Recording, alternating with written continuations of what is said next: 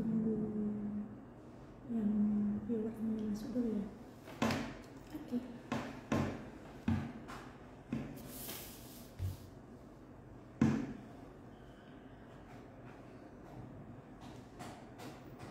Belum ada viewer masuk ya? Udah? Ya, oh ya udah. Jadi kita sapa.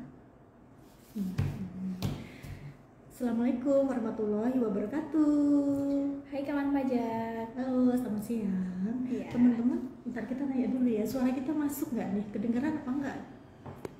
Apakah suaranya terdengar jelas?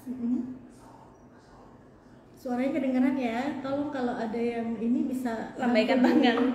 bisa bantu di komentar ya. Suaranya kedengaran dengan jelas atau tidak?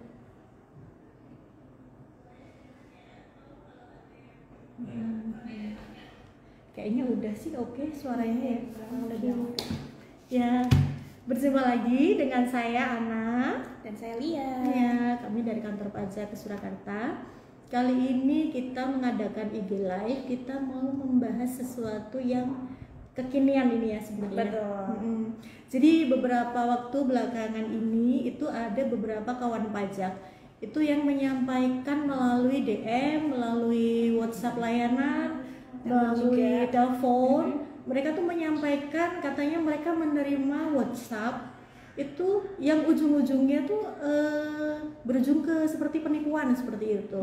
Nah itu bagaimana mungkin Kak Lia bisa menjelaskan itu seperti apa? Betul. Jadi kan akhir-akhir ini ya Mbak, itu banyak sekali wajib pajak tuh yang mengadu dapat WhatsApp pesan gitu ya, pesan atau telepon juga dari yang mengatasnamakan kantor pajak nih, dari DJP maupun KPP yang terdaftar gitu. Bisa dengan modus permintaan data, kemudian pengembalian kelebihan pembayaran pajak seperti itu. Cuman dari nomor pribadi kebanyakan nih Mbak. Oh, jadi pengiriman WhatsApp yang penipuan tersebut itu menggunakan nomor WA pribadi ya. Menggunakan nomor WA pribadi. Nah, isi dari WhatsApp tersebut apa aja itu? Maksudnya dia biasanya mencantumkan link atau kata-katanya seperti apa Kak? Nah kemarin sih kalau yang datang langsung ke KPP itu kebanyakan adalah yang meminta verifikasi data, dan itu biasanya data. ada linknya. Nah tapi ketika diklik linknya tuh isinya memang seperti ya terkait penipuan seperti itu, untuk nanti ujung-ujungnya transfer ke rekening mana dan lain-lain. Nah terus ada juga yang dapat WhatsApp tuh nanti sejenis APK gitu Mbak, kayak aplikasi tidak dikenal.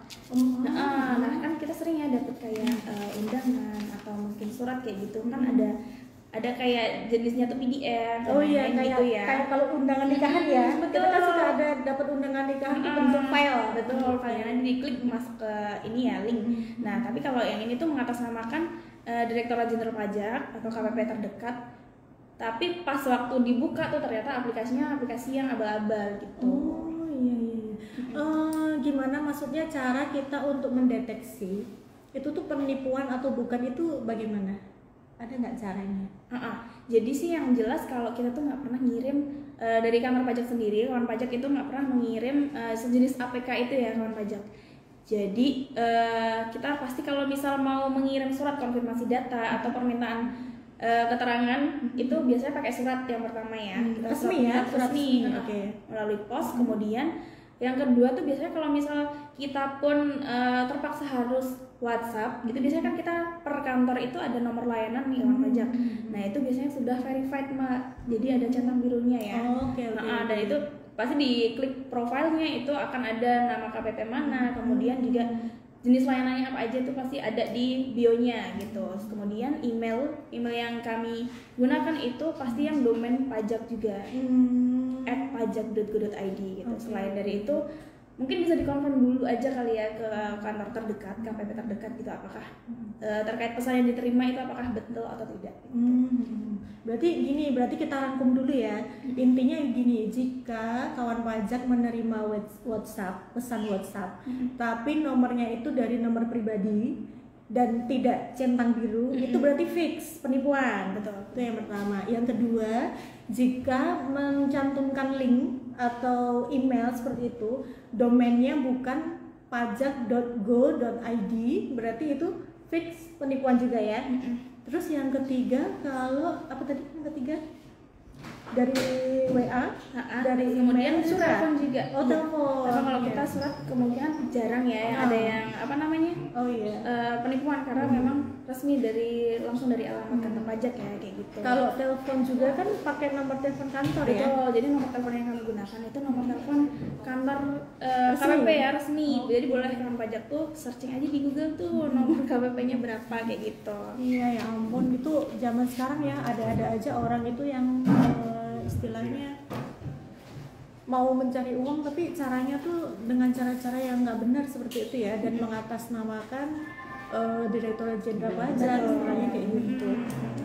Dan satu lagi tuh ya kawan pajak, jadi kan ujung-ujungnya nih mbak penipuan yang seperti itu kan ujung-ujungnya adalah minta uang ya, jadi pemerasan seperti itu. Nah itu perlu kawan pajak waspadai ya. Jadi dari kantor pajak itu kalau misal ada pembayaran terkait perpajakan itu pasti bukan kan nomor rekening pribadi ya mbak. Iya. Kemudian intinya gini ya, semua pembayaran pajak itu pasti dibayarkannya langsung ke kas negara. Betul. Dan ke kas negara itu harus menggunakan yang namanya ID billing. Betul, jadi pembuatan kode billing dulu nih kawan pajak. Jadi tidak ada tuh yang namanya pembayaran pajak langsung ditransfer dulu ke nomor rekening atas nama siapa, itu berarti yang kayak gitu tuh fix itu penipuan. Betul, ya. nono ya kawan pajak. Tuh ya ampun. Ini untuk kawan pajak, apabila ada pertanyaan boleh ya ditanyakan di kolom komentar. Ini juga udah ada beberapa yang sudah Ada join ya? Kita baca ya kayaknya. Boleh. Nggak kelihatan ya mbak, tolong dibantu. Ini dari Kak Ceris Hahi ya. Ini ada ya Cerisasi ya. Ini ada pertanyaan, izin tanya Kak, kalau alamat di NPWP berbeda dengan alamat sekarang, bagaimana cara pindah alamatnya? Oke. Jadi nanti kawan pajak itu kalau misalnya mau pindah pindah alamat ya maksudnya. Nah itu kan terkait pindah alamatnya ini masih satu domisili nggak ya Kak Cherry? Jadi boleh dibantu komen lagi ya Kak. Jadi itu pindahnya tuh masih di kota yang sama atau udah pindah ke kota lain? Kalau misalnya cuma masih di alamat yang sama, maksudnya masih sama-sama di Surakarta gitu, nanti bisa mengajukan perubahan data. Jadi sama-sama mengajukan permohonan. Cuman kalau misal perubahan data tuh Kak, jadi masih di sini nih posisinya masih di KPP yang sama, cuman datanya diubah aja nanti pindah ke kecamatan yang berbeda atau kelurahan yang berbeda.